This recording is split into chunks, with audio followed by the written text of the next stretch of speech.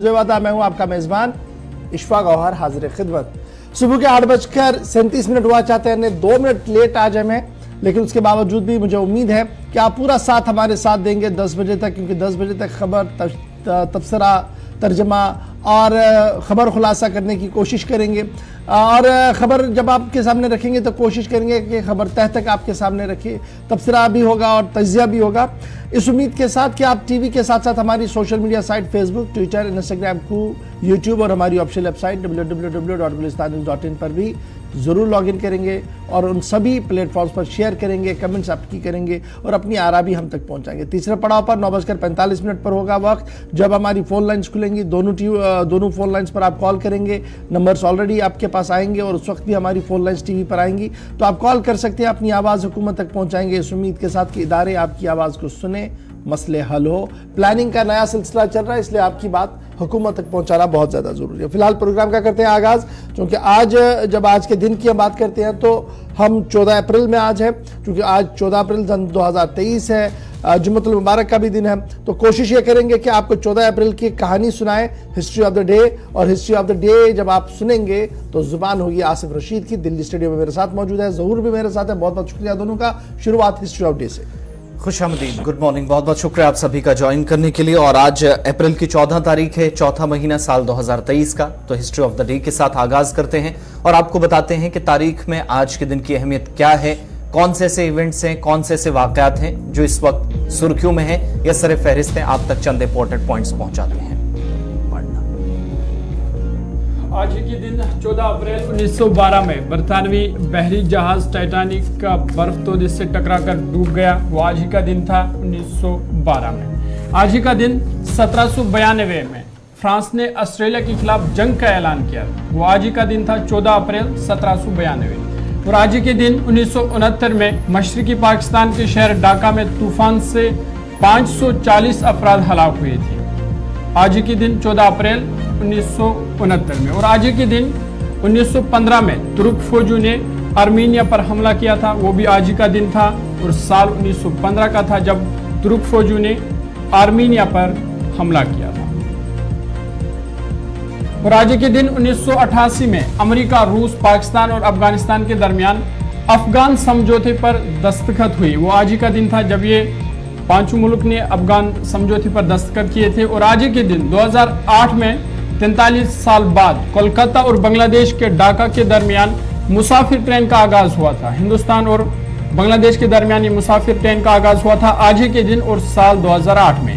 आज ही के दिन 1891 में BR अम्बेडकर, उनका जन्मदिन है, जयंती है उनकी आज। उनका जन्म आज ही के दिन हुआ था 1891 में। और आज ही के दिन 14 अप्रैल 1995 में हिंदुस्तान चौथी बार एशिया कप क्रिकेट का चैंपियन बन गया था। श्रीलंका के साथ ये मैच हुआ था, फाइनल मैच, जहां पे हिंदुस्तान ने चौथी बार एशिया कप अपने नाम किया था।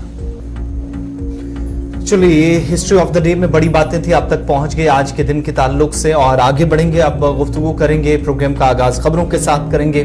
कुछ इंपॉर्टेंट खबरें हैं, राब्ता, सड़कें, शाहराहों, मौसम और ये सारी अपडेट सबसे पहले आप तक पहुंचाएंगे। तो शुरुआत करेंगे प्रोग्राम की मौसम और इसके बाद मौसमियाती तब्दीली आने वाले दिनों में कैसे आम जिंदगी मुतासर कर सकती हैं। शुरुआत एग्जीक्यूटिव एडिटर इशफाक गौहर के साथ और उसके बाद आप हमारे साथ बने रहेंगे। आगे चलकर आपको शाहराहों की 2 इंपॉर्टेंट खबरें भी डिटेल वाइज बताएंगे। चलिए जनाब, खबर का करते हैं आगाज। और सबसे पहले जरा आपको महकमे मौसमियात की पेशन गोई और अलर्ट्स के साथ साथ एक अच्छी खबर भी है, उससे बाखबर करते हैं, क्योंकि महकमे मौसमियात की पेशन गोई सामने आई है। और उस पेशन गोई के मुताबिक 16 अप्रैल तक, यानी आज 14 तारीख है, 16 अप्रैल तक मौसम का मिजाज जो है वो बदलता हुआ नजर आएगा। कहीं पर धूप होगी तो कहीं पर बादल होंगे और कभी कभी बादल जो है वो बरसना भी शुरू करेंगे। महकमे मौसमियात की ताज़ा एडवाइजरी जारी कर हुई है और 16 से 21 अप्रैल तक की ये एडवाइजरी जो जारी कर दी गई है। खिली धूप भी कहीं पर होगी, कहीं पर बादल दिखेंगे और कभी कभी हल्की बारिशों का इम्कान भी इस सिलसिले में बताया गया है। और ये साफ कर दिया गया है कि ओवरऑल ये ज्यादा देर तक इस तरीके का मौसम नहीं रहेगा, मतलब आलू जरूर दिखेगा लेकिन बूंदाबांदी बहुत कम ही नजर आएगी। लेकिन अच्छी खबर ये है कि मरगन टॉप को खोल दिया गया है जी। लगातार मरगन टॉप जो था वो बंद था, किश्तवाड़ का वो रास्ता जो एक लंबे अरसे के लिए बंद होता है, जब बर्फबारी होती है तो ऑफिशियली उसको खोल दिया गया है। बड़े मैंने तकरीबन 3-4 महीने तक बर्फ की वजह से यह शाहरा बंद हुआ था मरगन टॉप का, और जिला इंतजामिया किश्तवाड़ ने फाइनली इसको खोल दिया है। रोड कनेक्टिविटी अब रिमोट इलाके जो मड़वा है, वडवन है और रेस्ट ऑफ जम्मू कश्मीर के जो एरियाज हैं वहां तक ये जनाब जाएगी। आपको याद होगा कि इन इलाकों के अंदर कई सड़कें तामीर की गई थी, लेकिन मामला ये था कि बहुत ज्यादा बर्फबारी होती है जिसकी वजह से ये मरगन टॉप वाला रास्ता जो है वो बंद किया जाता है। लेकिन जो मौसम में सुधार हुआ, मैन मशीनरी को मैदान में उतारा गया, और अब जो खबर सामने आ रही है वो ये आ रही है किश्तवाड़ से इस वक्त की अहम और बड़ी खबर कि मरगन टॉप सड़क पर ट्रैफिक आमदरफ्त को बहाल कर दिया गया है, और सर्दियों के तवील वक्फे के बाद किश्तवाड़ में मरगन टॉप रोड को बिलाखिर खोल दिया गया है, और ये सड़क कई इलाकों के लिए इंतहाई अहम नकल हमल के लिए भी मानी जाती है। तो इस तरीके से रास्ता खोल दिया गया है। श्रीनगर जम्मू कौमी शाहरा पर गाड़ियों की रफ्तार जारी है। मुगल शाहरा से हमारे पास ये इत्तला है कि बहुत जल्द उसे भी खोल दिया जाएगा, और ले जाने वाले शाहरा को भी आज ग्रीन लाइन में देखा जा रहा है। यहाँ वहां पर भी गाड़ियों की रफ्तार जो है वो लगातार जारी रहेगी। तो ये जनाब मौसम का मिजाज और कौमी शाहराओं की बात है। लेकिन जब कौमी शाहराओं के हवाले और मौसम के मिजाज से आपको बात बता रहे हैं तो मुगल वहां एक और खबर भी आ रही है, जो बिजली कट की है उसकी वजह से भी नुकसान कहीं कहीं पर देखने को मिला है। मुगल रोड भाई टॉस कर दो, चला दो मुगल रोड के हवाले से भी अपडेट ये आ रहा है कि शायद आइंदा 24 घंटों में सूरत हाल बन जाए, क्योंकि अभी जैसे इशफाक ने आपको बताया 16 तारीख से मौसम खराब होगा। तो मुगल रोड की ताजा तस्वीरें आपके सामने, बर्फ हटाने का काम मुकम्मल कर लिया गया है। लेकिन जो अपडेट हमारे पास है, और एग्जीक्यूटिव इंजीनियर हैं रियाज अहमद जो सारे इस सिचुएशन को देख रहे हैं, जिनकी देखरेख में काम अभी तक हो रहा था, वो ये बता रहे हैं आज सुबह का जो अपडेट है कि अब सड़क तो एक तरह से खुल गई है, लेकिन ट्रैफिक के लिए हुकाम का खोलना ये जिम्मेदारी डिस्ट्रिक्ट एडमिनिस्ट्रेशन की होती है। और जो मलबा बार बार गिरा था पिछले दिनों, जो बीच में अनएक्सपेक्टेड स्नो हुई, उसकी वजह से 1-2 मकामात पर पस्सियां गिर आई, तो वो जो मलबा हटाने का काम है वो अभी है, और बीच में स्टोन शूटिंग का खतरा भी बना हुआ है। AEE को जरा सुनिएगा, उसके बाद आप अगर प्लान बना रहे हैं कि मुगल शाहरा पर सफर करना है तो उस हवाले से भी ये अपडेट आप तमाम लोगों के लिए बहुत जरूरी है। ये स्नो क्लियरेंस का था जो इशू, ये हमने पहले ऑलमोस्ट क्लियर ही कर दिया था मार्च के महीने में, लेकिन इस बार जो अनएक्सपेक्टेड जो बाद में रेनफॉल और स्नोफॉल हर चीज़ पे हुई, उस वजह से एक तो ये था कि हमारा जो उसमें काफ़ी लैंडस्लाइड आ गई साइड में, हमें लास्ट के 3-4 किलोमीटर में ज़्यादा परेशानी आ रही है। उसमें शूटिंग स्टोन जो हैं वो अभी धूप में भी कंटिन्यू चल रहे हैं, उस वजह से हमारी मशीनरी के भी काफ़ी नुकसान हुआ है, क्योंकि उसमें जितने भी ग्लासेस वगैरह हैं वो भी टूटे हैं। हमारी जो मैकेनिकल वाली टीम है वो कर रही है, रोड को क्लियर कर रही है और कंटिन्यू चल रही है। उसमें 2-3 जगह हमें एक एवलांच है वो 3 स्पॉट पर हुआ था, ऊपर से क्लियर करो फिर नीचे वाले स्ट्रेच में और तीसरे में, वो हमने 2 बार क्लियर किया है, लेकिन कल फिर दोबारा शाम को आ गया है। तो उसमें काफ़ी शूटिंग स्टोन भी है, तो 1-2 दिन में एक्सपेक्टेड है कि हम इसको रोड को 1 वे कर देंगे थ्रू। 2 दिन में हम क्लियर कर देंगे तो उसमें इमरजेंसी से 1 वे होगा 4-5 किलोमीटर में, तो उसमें 1 वे चल सकता है। थोड़ा है कि शूटिंग स्टोन की वजह से रिस्की रहे, खतरात बरकरार हैं, इसलिए 1 वे खोलने के हवाले से इंतजामिया 1-2 दिन में फैसले ले सकती है। ये मुगल रोड की अपडेट। और इससे पहले सिंथन टॉप जो वादी कश्मीर को जुनूबी हिस्से को किश्तवाड़ के साथ जोड़ने वाला सड़क है वो ऑफिशियली खोल दिया गया है। आगे बढ़ते हैं, एक और खबर आपको बताते हैं। खराब मौसम ऊपरी इलाकों में कुछ एक हिस्सों में देखा गया है, जिसकी वजह से नुकसान भी उठाना पड़ा है। बारिश पिछले 24 घंटों के दौरान राजौरी, पुंछ, किश्तवाड़, डोडा के जो पहाड़ी इलाके हैं वहां पर होने की इतलात मौसूल हुई हैं। और इसी दरमियान सरहदी जिला राजौरी के दूर दराज इलाके के अंदर, जहां पर जंगलात में बिजली गिरने से, आसमानी बिजली गिरने से इस इलाके के अंदर 2 दर्जन से ज्यादा न सिर्फ मवेशी हलाक हुए हैं, बल्कि साथ साथ एक शख्स की भी मौत हुई है, जबकि दूसरा शदीद जख्मी इस वक्त GMC राजौरी में मुंतकिल किया गया है। बिल्कुल रात शाम देर गए का वाक़ा है, जब सरहदी जिला राजौरी में आसमानी बिजली गिरने से एक की मौत हुई है, जबकि एक जख्मी हुआ है। और साथ ही साथ ये भी बताया जा रहा है कि करीबन 2 दर्जन से ज्यादा मवेशी भी इसमें हलाक हुई है। इतलात के मुताबिक रात शाम काउंटर का सब डिवीजन के पाटली जंगलाती इलाका है ये, वहां पे आसमानी बिजली गिरने से 2 अफराद शदीद तौर पर पहले जख्मी हुए, वहीं साथ ही साथ 40 बेड बकरियां वो इसमें हलाक हुए हैं। और जख्मियों को जब कम्युनिटी हेल्थ सेंटर कंडी ले जाया गया, वहां डॉक्टरों ने एक को मुर्दा करार दिया। मुतवफ़ी की शिनाख्त 28 साल जफर इकबाल वल्दी मोहम्मद बशीर साकिन पंजनाड़ा की बतौर हुई है और जो जख्मी है उसकी शिनाख्त 22 साल शौकत अली वल्दी मोहम्मद साकिन पंजनाड़ा ये शदीद जख्मी हुआ है। ताहम फिलहाल जख्मी को जीएमसी राजौरी मुंतकिल किया गया है जहां उसका इलाज जारी है। माल में से लेकर बंदा गया था, वो उधर एक्सीडेंट हुआ, ऊपर बारिश हुई बहुत ज़्यादा और बदल पे वो जख्मी है बहुत, 200 से ऊपर पारों मर गया। हमारी अपील है कि हमारी मदद की जाए, हम बहुत गरीब हैं, ये माल मेशी के काम करते थे, वो मर गया तो हम क्या करेंगे, हमारी मदद कीजिए। इसका शौकत अली नाम है। शौकत अली नाम है। जो इंजर्ड हुआ इसका क्या नाम है? इसका नाम है शौकत अली। इसका नाम शौकत अली है। वो जो शौकत अली है ना, एक्सीडेंट हुआ, वो भी मेरा भाई। जफर की मौत हुई है, शौकत जख्मी हुआ है, जीएमसी में शदीद जख्मी हालत में पहुंचाया गया है, इलाज जारी है।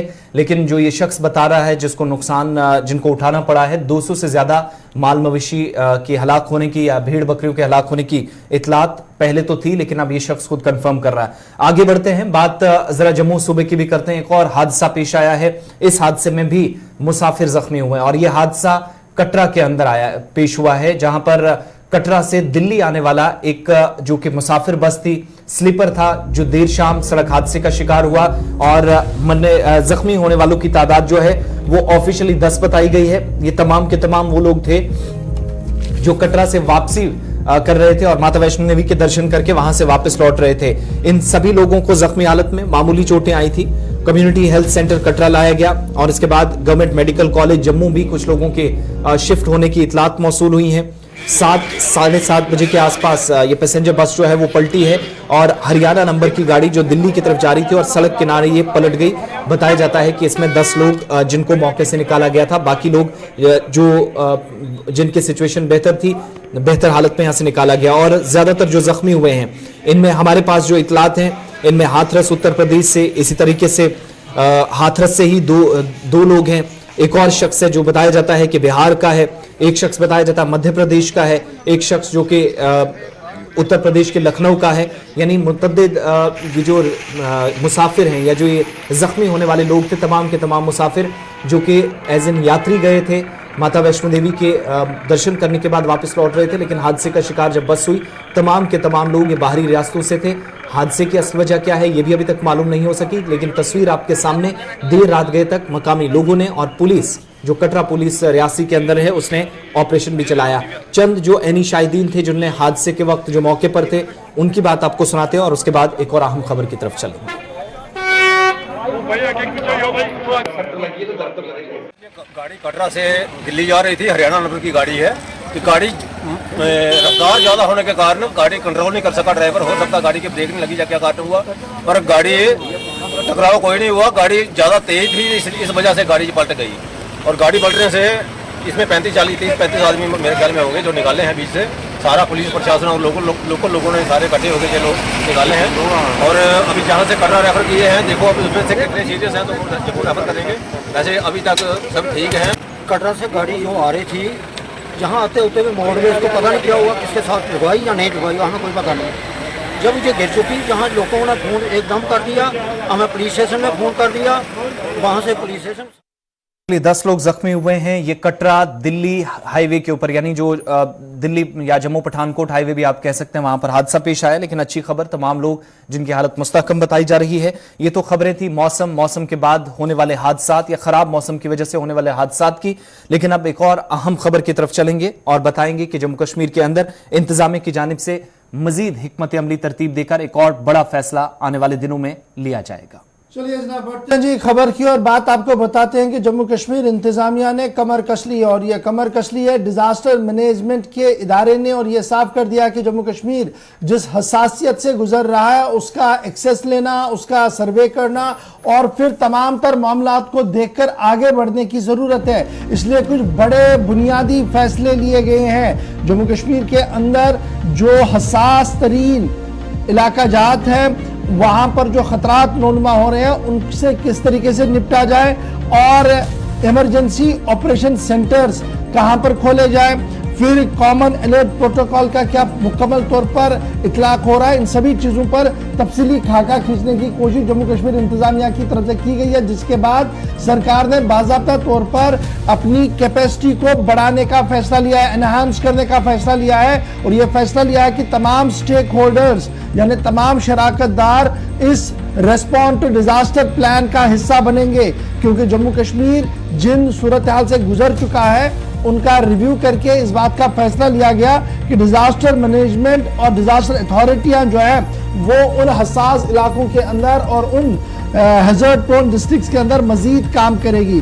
फिलहाल अगर आप देखेंगे जो हमारे पास इत्तला है कि डिजास्टर मैनेजमेंट अथॉरिटी ने 2 जिले चुने हैं जी, जिनमें कुपवाड़ा और बारामूला है नॉर्थ कश्मीर का, जहां पर सेंट्रल स्पॉन्सर स्कीमों का इतलाक किया जाएगा और डिजास्टर मैनेजमेंट अथॉरिटी इन इलाकों के अंदर काम करेगी और कैपेसिटी फ्रेमिंग का काम इसमें सबसे ज्यादा लिया जाएगा।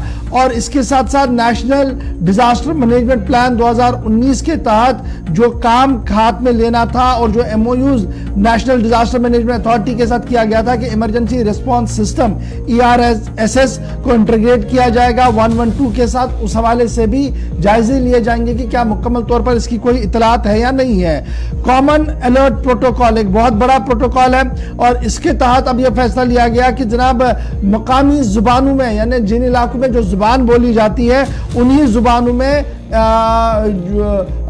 आशनाई कराई जाएगी, रोशनाई दी जाएगी इस प्रोग्रामों के हवाले से, चाहे वो SMS के जरिए से इतला पहुंची जाए, सेल ब्रॉडकास्ट के जरिए से हो, रेडियो के जरिए से हो, टीवी के जरिए से हो, सायरन बजाकर हो, सोशल मीडिया हो, वेब पोर्टल्स हो, मोबाइल एप्लीकेशन हो, यहाँ से कैब का जो प्रोटोकॉल है ये तमाम तक पहुंचाया जाएगा। दरअसल आपको याद होगा कि जम्मू कश्मीर इंतजामिया का एक बड़ा महकमा है जी डिजास्टर मैनेजमेंट अथॉरिटी, जिसको लेकर ये कहा जा रहा है कि जो काम डिजास्टर अथॉरिटी ने करना था वो नहीं हो पा रहा था, लेकिन अब आहिस्ता आहिस्ता करके कई अहम और बड़े फैसले जो है वो हाथ में लिए गए हैं। सीधे श्रीनगर चलेंगे मजीद इस खबर को जानने के लिए कि आखिर ये एक्सरसाइज है क्या और इससे क्या क्या एसेस किया जाएगा, क्या फायदा होगा और ये जो अवाम को जोड़ने वाली बात है इससे कितना हमें सिस्टम मजबूत होगा। हिलाल हमारे साथ ज्वाइन कर चुके, बहुत शुक्रिया हिलाल ज्वाइन करने के लिए।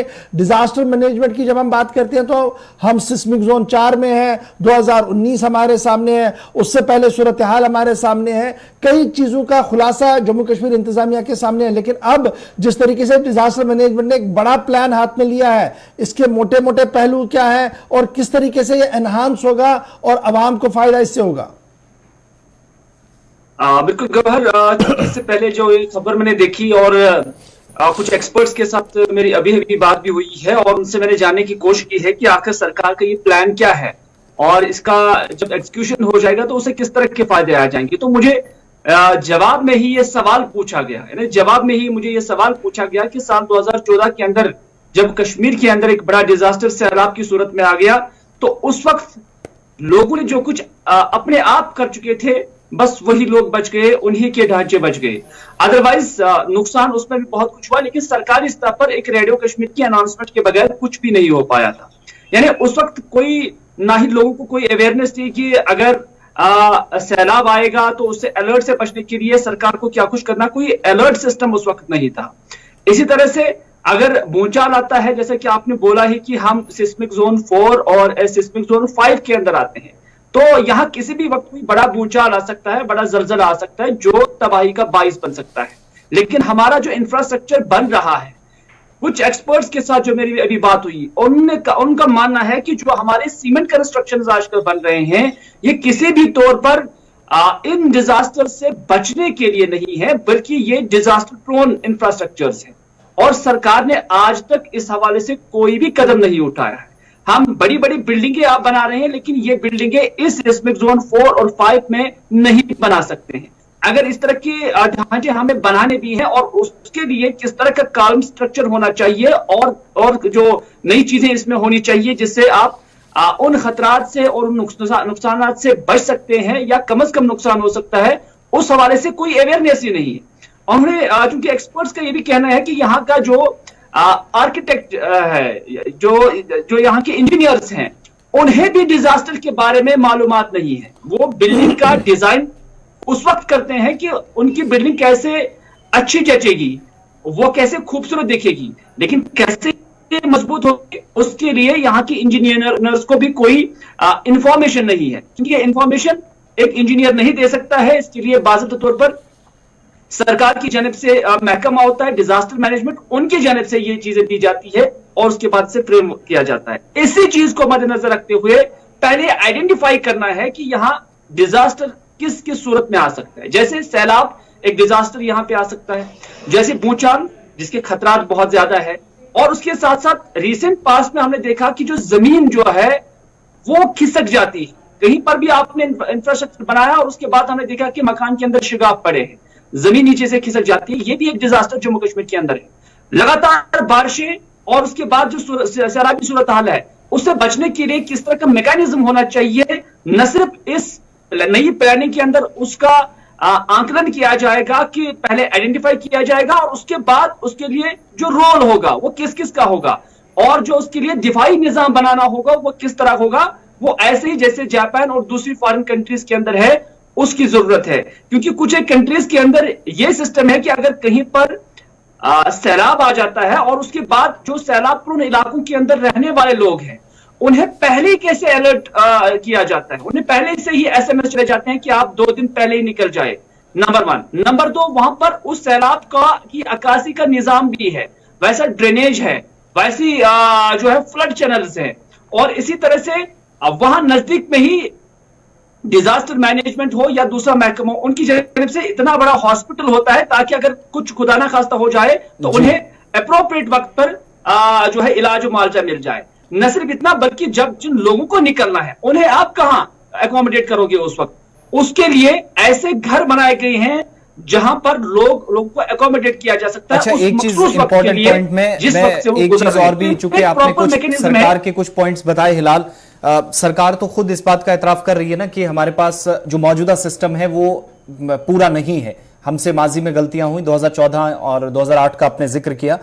अब ये जो कहा जा रहा है कि हर जिले के अंदर अभी जो हमारा अलर्ट सिस्टम है, जो हमारे इस वक्त उस निजाम को बेहतर करने की कोशिश है, लेकिन हर जिले के अंदर at the end of the day मकसद यह है कि जानी और माली नुकसान कम से कम हो। इसमें 2 चीजें बड़ा इंपॉर्टेंट, मैं जरा ऐड ऑन करते चलो। ये जो आज हम बात सुन रहे हैं कि तमाम 20 अजला के अंदर यूनियन टेरिटरी के इफेक्टिव मैकेनिज्म बनाया जाएगा जी, और state of art emergency operation centre 20 जिलों के अंदर बनाया जाएगा। फिर आगे मैं इसी डॉक्यूमेंट के अंदर यह भी देख रहा हूं कि जनाब यह भी साफ किया गया कि इमरजेंसी ऑपरेशन सेंटर्स भी 20 जिलों के अंदर बनाए जाएंगे। तो ये जो बातें आ रही है, तो क्या हम ये माने कि दिल्ली में जो प्लान एग्जीक्यूट किया गया, जो हमने गुज़श्ता दिनों देखा था कि उत्तराखंड और दीगर जगहों में जो ट्रेजेडीज आई थी उसको देखते हुए नेशनल रिस्पांस सिस्टम बनाने की बात हो रही है, उसका यह हिस्सा है कि अब 20 के 20 डिस्ट्रिक्टों के अंदर ये दोनों चीजें बनेंगी, state of art disaster management बनेगा, ऑपरेटिव सिस्टम्स बनेंगे और सीईसीज बनेंगी। हाँ बिल्कुल, जैसे कि मैंने कहा कि 2 काम इस जो state of art emergency operation centres का है, 2 चीजें हैं। इनका पहला यह है कि वो आइडेंटिफाई करे कि डिजास्टर किस तरह का है, क्योंकि अलग अलग इलाकों के अंदर अलग अलग डिजास्टर आ सकता है। यानी मैं मिसाल के तौर पर बताऊंगा कि अगर कश्मीर के अंदर खुदा ना खास्ता सैलाब आ जाता है तो उससे सारे इलाके मुतासिर नहीं होते, कुछ ही इलाके मुतासिर हो जाते हैं। तो इस वजह से आइडेंटिफाई पहले करना है कि किस इलाके के अंदर कौन सा ज्यादा खतरा है, नंबर 1। नंबर 2 कि अप्रोप्रिएट रेस्पॉन्स क्या रहेगा, जो ऑपरेशन आपने करना है उसमें अलर्टनेस पहली बात है। दूसरा यह कि प्रॉपर मैकेनिज्म वहां पर कायम करना है, और ये डिस्ट्रिक्ट्स के अंदर जो कमेटियां बनेंगी ये खुद ही जो है तजवीज करेंगी सरकार को कि हाँ हमें यहां पर किस किस चीज की जरूरत है। स्टेक होल्डर्स के साथ बात करना, स्टेक होल्डर हेल्थ डिपार्टमेंट है, पुलिस है, जनरल पब्लिक है, और उस वक्त अगर खुदा ना खास्ता कोई डिजास्टर कहीं पर होता है या होने के खदशात है, वहां पर इन स्टेक होल्डर्स को कैसे ऑन बोर्ड लिया जा सकता है, कैसे यकजा किया जा सकता है।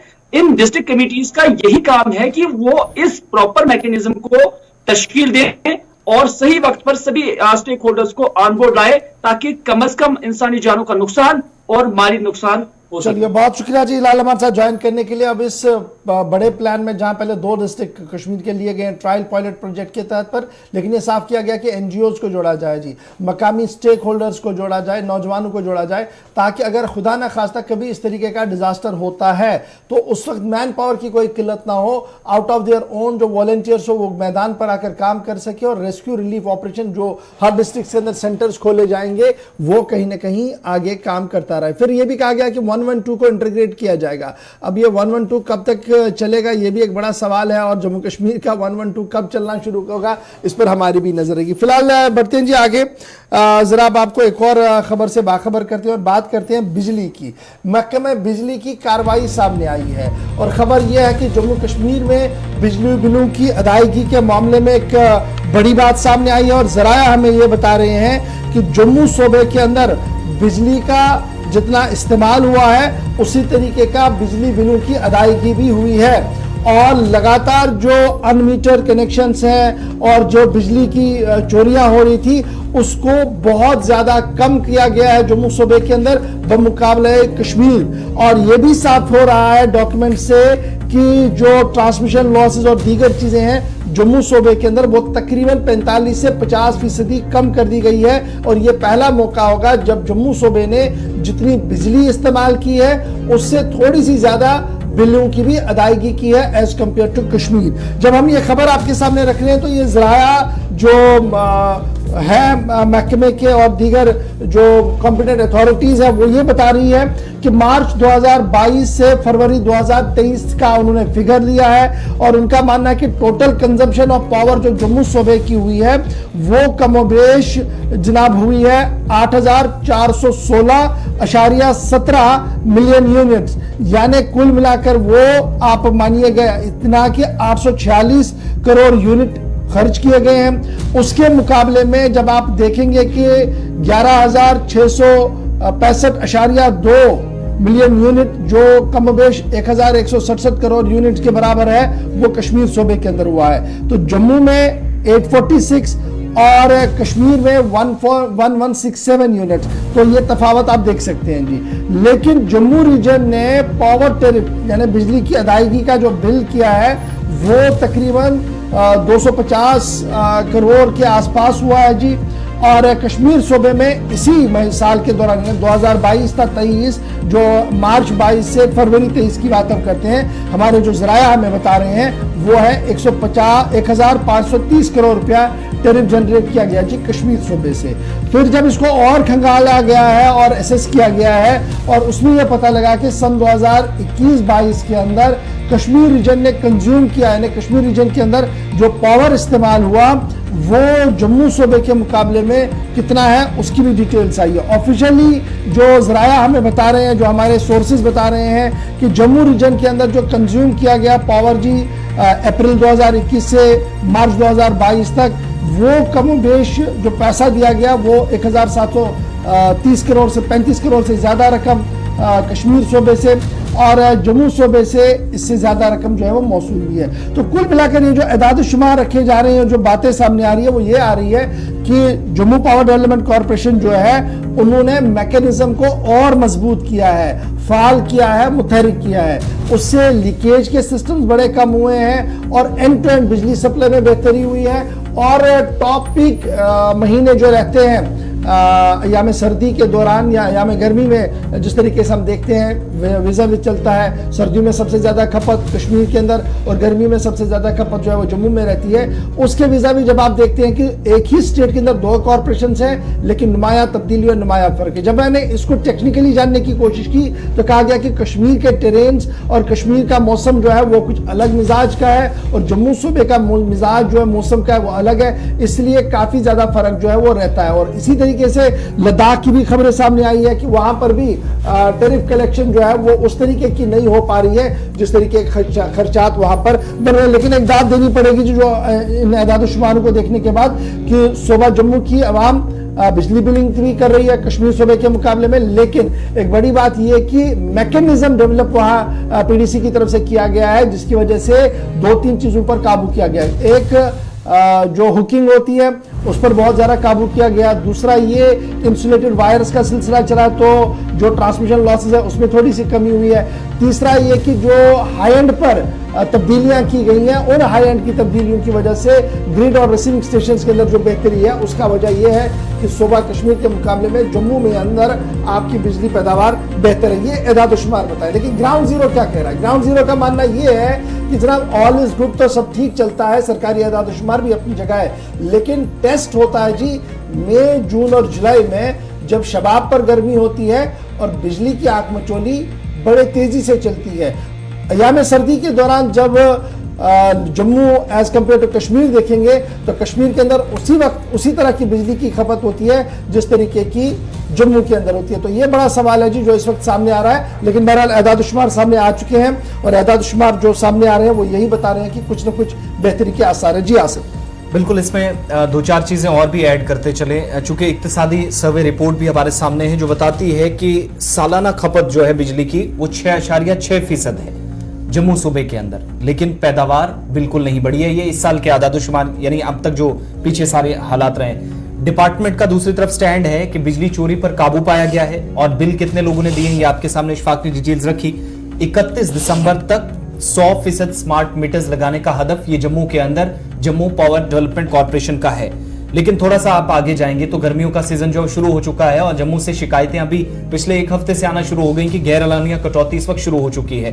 ओवरऑल जब हम देखते हैं, लेफ्टिनेंट गवर्नर का भी बयान कई बार आया, चीफ सेक्रेटरी साहब का भी बयान कई बार आया कि 2026 तक जम्मू कश्मीर के अंदर बिजली की पैदावार जो है वो और बढ़ेगी और हमें बाहर से बिजली खरीदने की जरूरत नहीं पड़ेगी। लेकिन आज के जो आदाद-ओ-शुमार हैं वो बताते हैं कि यूनियन टेरिटरी में कुल 21,95,000 बिजली के कनेक्शन हैं, 18,48,000 घरेलू सार्फिन हैं, 2,83,000 से ज्यादा जो कमर्शियल कनेक्शंस हैं, 25,000 से ज्यादा जरी और 21,000 से ज्यादा जो सनती कनेक्शंस हैं, इनमें इंडस्ट्रीज वगैरह के लोग शामिल हैं, 15,000 से ज्यादा सरकारी दफातर के कनेक्शन इनमें शामिल हैं। ये अब तक की सारी हमारे सामने आदाद-ओ-शुमार हैं। लेकिन सालाना 6% इजाफा बिजली की खपत में हुआ है, बिल्स लोगों ने पे किए हैं, लेकिन बढ़ोतरी या इजाफा बिजली की पैदावार में नहीं हुआ है।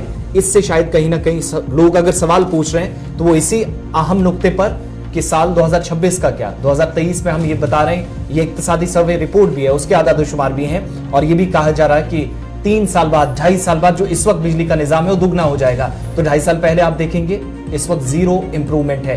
दैट मींस परेशानी और बढ़ने वाली है। ये जो स्मार्ट मीटर्स की तनसीब हो रही है जम्मू के अंदर ऑलरेडी शुरू हो चुकी है, श्रीनगर के अंदर लग रहे हैं, नॉर्दर्न पार्ट्स के अंदर लग रहे हैं। 31 दिसंबर डेडलाइन तय कर दी गई है और कल भी डिपार्टमेंट ने जब प्रेस कॉन्फ्रेंस की तो जानकारी ये भी दी गई कि गैर एलानिया कटौती इस बार कम होगी। पहले तो वादा कर दिया गया, लेकिन ये तो जरूर कहा जा रहा है कि बिजली की में इजाफा ना होने की वजह से परेशानी यहां पर बढ़ सकती है, शायद कहीं पर डिपार्टमेंट को मजबूरन कुछ कदम उठाना पड़े।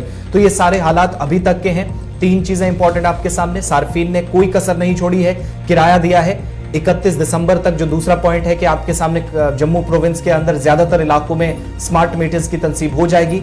तीसरा, सालाना खपत बिजली की जम्मू सूबे के अंदर 6.6%। और चौथी बड़ी बात कि इंप्रूवमेंट जो जीरो होने की हम बात कर रहे हैं, इशफाक, अभी तक की तकरीबन बिजली में जो इजाफा होना था पैदावार में वो अभी तक इजाफा भी नहीं हुआ। बिल्कुल आपकी बात है। बहरहाल एदाद-ओ-शुमार हमने आपके सामने रखे, स्टैटिस्टिक्स की बात आपको जो सर्वे रिपोर्ट है वो आसिफ ने आपको बता दी। यहाँ पर हम आपको बताते चले कि छोटा सा ब्रेक होगा जी, 9:10 का वक्त हुआ है, छोटा सा ब्रेक होगा। ब्रेक के उस पार आएंगे तो आपको बताएंगे कि दाखिला वजीर साहब 2-3 घंटे सर जोड़कर बैठे थे, उस मीटिंग के अंदर क्या कुछ हुआ, बाहर क्या खबर आई है, उस पर गुफ्तगू करेंगे। फिर आपको बताएंगे कि जम्मू में आज से एक और गहमा गहमी होगी क्योंकि एक पार्टी की सदर वहां पर है जी, उसके हवाले से गुफ्तगू करेंगे। इमरान खान की मुसीबतें और मुश्किलें क्यों बढ़ रही हैं कि इसकी गिरफ्तारी रात देर गए हुई है, उस पर भी गुफ्तगू करेंगे। और फिर एक बड़ी बात आपके सामने रखेंगे, वो अस्पतालों को लेकर है, क्योंकि अस्पतालों पर बात करना बहुत ज्यादा जरूरी है। जहां गुज़श्ता दिनों अवार्ड मिला था वहीं पर एक और खबर सामने आई है। ये खबर मनफी है या सही है बताएंगे आप, लेकिन छोटे से ब्रेक के बाद।